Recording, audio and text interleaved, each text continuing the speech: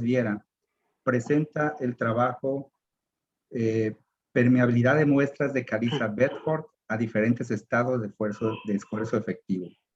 Le recordamos que tiene 15 minutos para realizar su exposición y cuando falten 5 minutos le haré un recordatorio verbal. Y pues adelante, Aaron. Sí, buenos días. ¿Sí se me escucha bien? Sí, gracias. ¿Sí se escucha? Sí, sí se escucha. Ok. Sí, buenos días. Gracias por la presentación. Bueno, en este caso, yo soy un estudiante de doctorado en el Instituto Mexicano del Petróleo, en el cual estamos haciendo el siguiente trabajo de investigación, el cual voy a presentar a continuación. Lleva por título de Evaluación Experimental del efecto de los cambios de esfuerzos en la permeabilidad absoluta de una muestra caliza. Este es un proyecto en el cual está financiado por el sector CONACYT, CENER, el cual en un periodo de 2017 hasta el 2022 tiene vigencia. Bueno, una pequeña introducción en el contenido, no lo tengo tanto. Y bueno, a lo largo de, a lo largo de la historia, cuando nosotros descubrimos un yacimiento, por propiedades físicas naturales, tenemos un alto índice de producción de hidrocarburos, ¿no? Esto a su vez igual por nuestra presión del mismo yacimiento es alto, pero como consecuencia nuestro esfuerzo efectivo ejercido en este yacimiento es mínimo. En estas condiciones tenemos ciertas condiciones, lo que es de propiedades de roca fluido, como son porosidad, presión capilar, permeabilidad efectiva, absoluta, volumen de poro, entre otras condiciones geomecánicas como módulo de Young, elasticidad volumétrica, de corte, parámetros de la MES. Pero ¿qué sucede cuando después de un largo tiempo este pozo tiene un largo tiempo de explotación? Son conocidos como yacimientos maduros. Entonces, aquí estas condiciones previas, cuando recientemente se descubrió este pozo, cambian drásticamente, por lo que tenemos un índice de producción bajo, y un esfuerzo efectivo alto, y nuestra presión de yacimiento disminuye. Entonces, es aquí donde nosotros nos hacemos esta pregunta y tenemos nuestro objetivo, por ejemplo, es desarrollar e implementar metodologías experimentales y modelos analíticos que nos den la facilidad de poder determinar cómo la permeabilidad absoluta en rocas caliza Bedford, en particular calizas, cómo está en función del estado de esfuerzos. Generando una hipótesis de la siguiente manera: que la permeabilidad absoluta en un sistema matricial tiene una dependencia tipo potencial, exponencial, o en función del esfuerzo efectivo. ¿Con cuál es la que mejor se describe este comportamiento? Cabe mencionar que en ese trabajo nos dimos la tarea únicamente a seguir a la propiedad de la permeabilidad. Bueno, haciendo una revisión exhaustiva en la bibliografía, la permeabilidad está en función de la presión de poro y la presión de confinamiento. Como consecuencia, a su vez, la permeabilidad depende del esfuerzo efectivo, ¿no? Uno de los primeros autores, que fue Terzaghi, menciona en la ecuación número 2 que es un caso particular donde la presión efectiva es la diferencia de estas presiones de confinamiento y la presión de poro. Pero esto no siempre puede ser generalizado hacia las diversas rocas, debido a las diferentes estructuras y mineralogías y tamaños de poros que existen en las diferentes rocas. Por lo tanto, Bernabé propone la ecuación número 3, añadiendo eta sub k, que es para, en este caso, la permeabilidad o el coeficiente efectivo de presión. Entonces, aquí él propone lo siguiente, y sobre esto decimos, bueno, la permeabilidad entonces va a estar en función, haciendo un método de diferenciales para la propiedad de la K, y entonces podemos nosotros encontrar, bueno, nuestro coeficiente efectivo de presión está en función de esas diferenciales parciales con respecto a la permeabilidad en función de la permeabilidad de la presión de poro y la presión de confinamiento. Sobre esto nos vemos a la tarea, bueno, vamos a determinar cómo, y sobre estas metodologías, cómo encontrar y qué comportamiento tienen en estos dos casos. Aquí, cabe mencionar, nos vemos a la tarea para poder implementar dos diferentes sistemas, un sistema hidrostático y un sistema no hidrostático, en el cual aquí podemos ver en el esquema sigma 1, que sería un esfuerzo axial. Para que nuestro sistema sea no hidrostático, las tres sigmas deben de ser diferentes, los tres esfuerzos deben de ser completamente diferentes. Mientras que para el sistema hidrostático, en este caso, sí. ¿Podrías refrescar tu pantalla o no sé, porque no estamos viendo tu presentación? No está corriendo. Ah, permítame. Sí. A ver.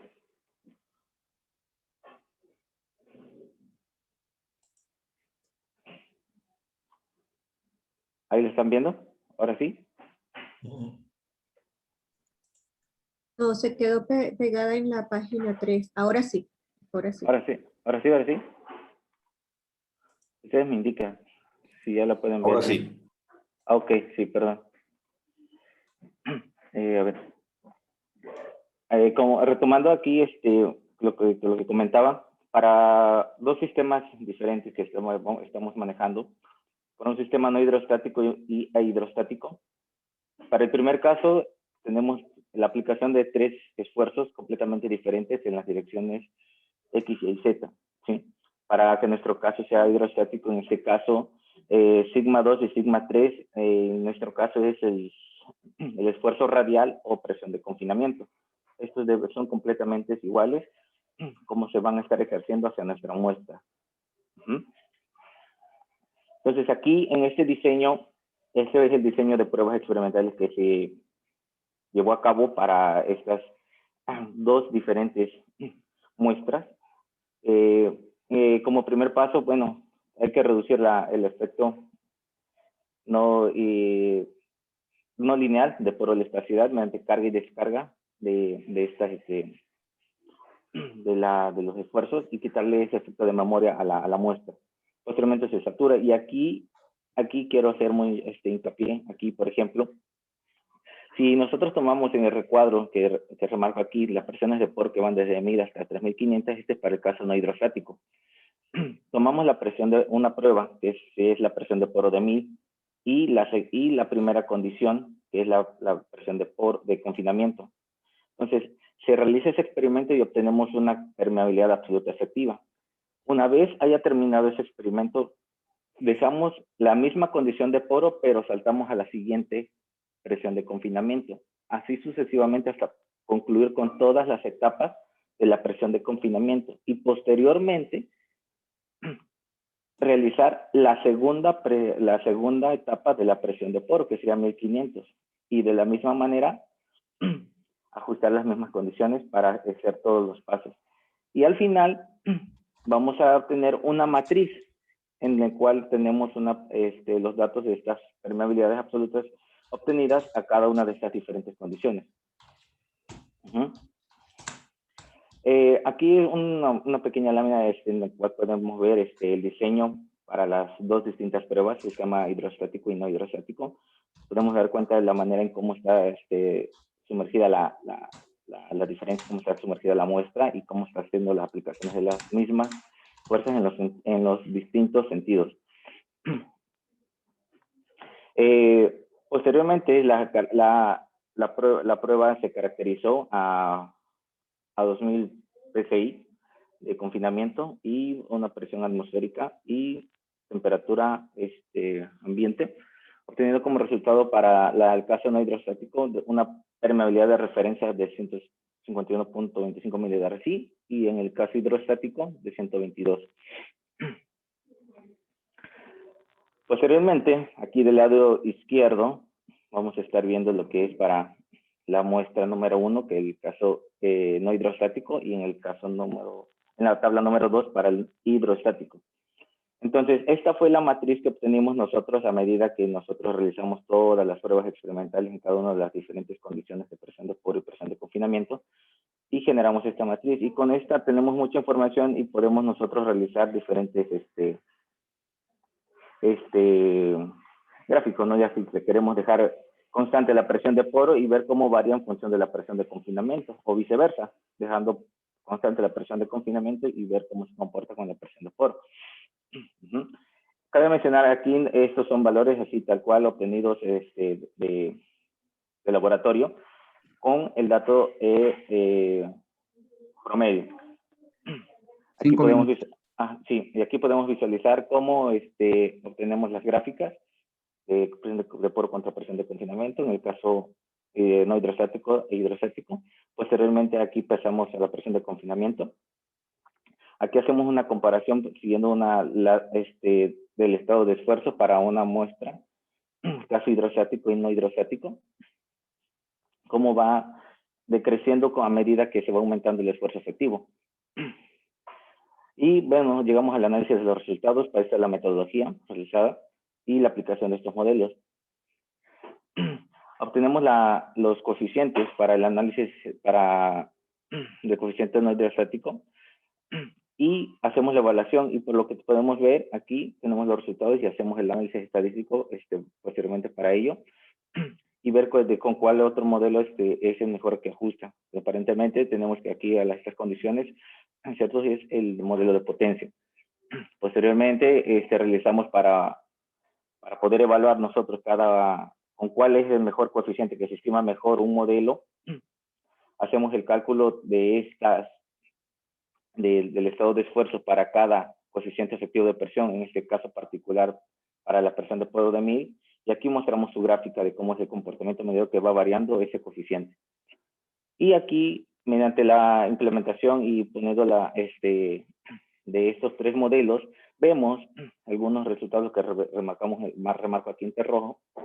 El mejor estimación de ese valor de coeficiente efectivo de presión y el modelo que le corresponde, en este caso el polinómico.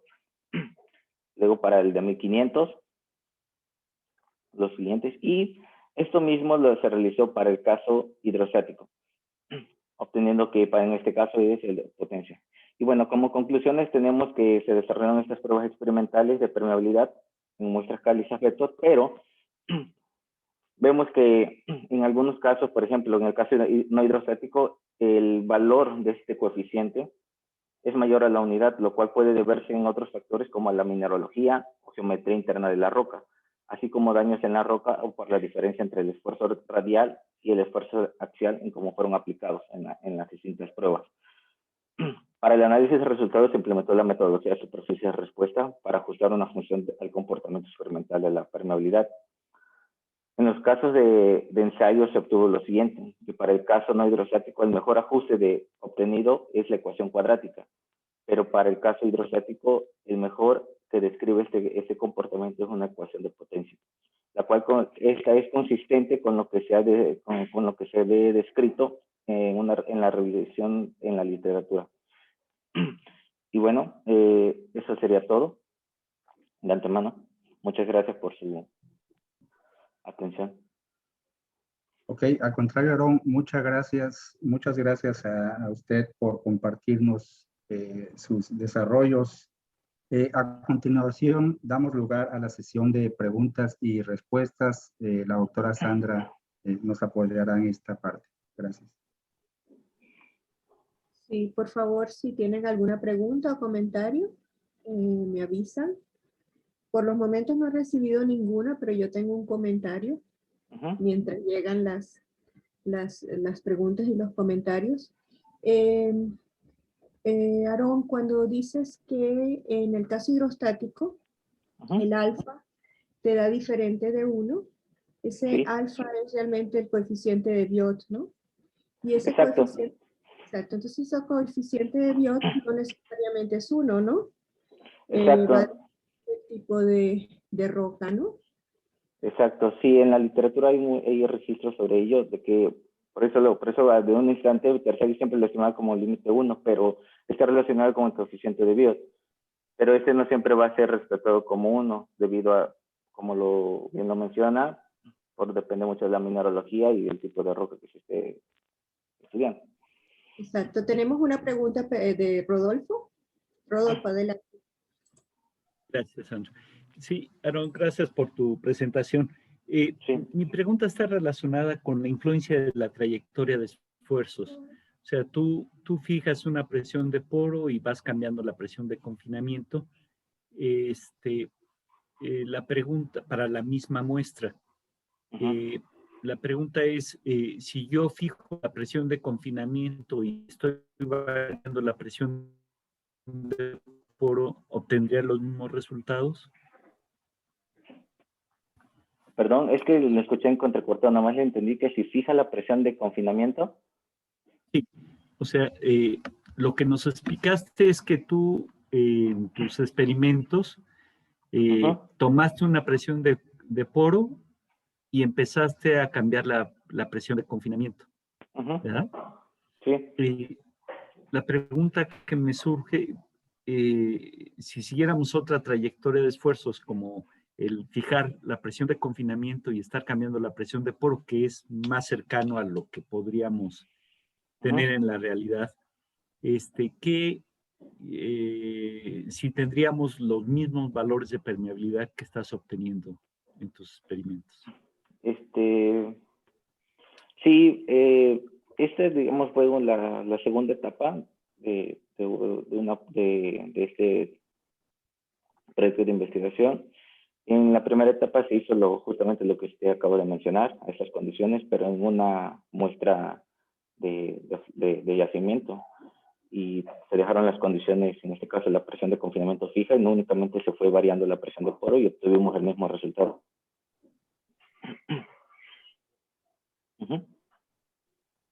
Hay una pregunta de Manuel Coronado. Adelante. Gracias, Sandra. Más que pregunta, es un comentario. En realidad está de atrás la hipótesis de que la muestra está en la región lineal. Entonces, en principio, no dependería de la trayectoria como se cambiara, pero en la realidad siempre la estructura de las rocas tienen ajustes y probablemente lo que se tenga sí va a ser diferente si se considerara rangos más amplios o situaciones de arranque donde la muestra no se sometió previamente a un tratamiento de esfuerzos adecuado para que se reacomodara. Es un punto delicado la preparación de las muestras para lograrlo. Ese era mi comentario.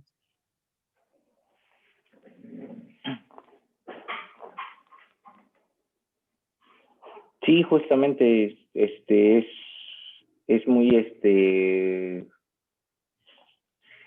extenso la preparación adecuada para las muestras y más que nada para retirar el efecto de memoria por elasticidad en las muestras, ¿no? Porque, pues, como bien lo menciona, pues, cada roca es diferente y su régimen, límites de esfuerzos es igual, variado. Entonces aquí es estar tratando de minimizar lo más que se pueda ese efecto. Y más que nada construir todo esto y dejar siempre un lapso de tiempo entre cada punto para poder obtener la mejor estimación adecuada de estos valores. Hay una pregunta en el chat de WOM.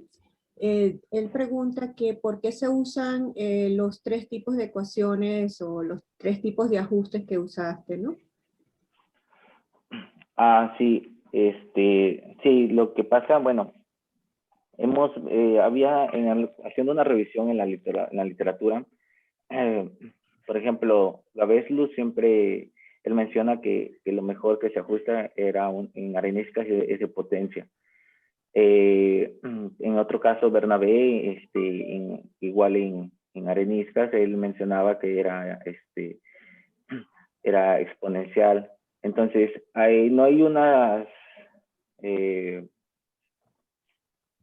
correlación o afirmación para qué tipo, cuál es lo que se visualiza mejor. Pero es que hay escasa información acerca en calizas y lo más en carbonatados todavía. Entonces, era por eso poder nosotros tratar de relacionar si en algunos de estos modelos había esta correlación o podía caer en alguna de el comportamiento de la permeabilidad en función del estado de esfuerzo, más que nada.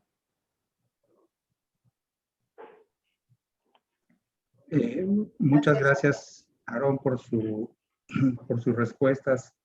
Y bueno, ya estamos sobre el tiempo.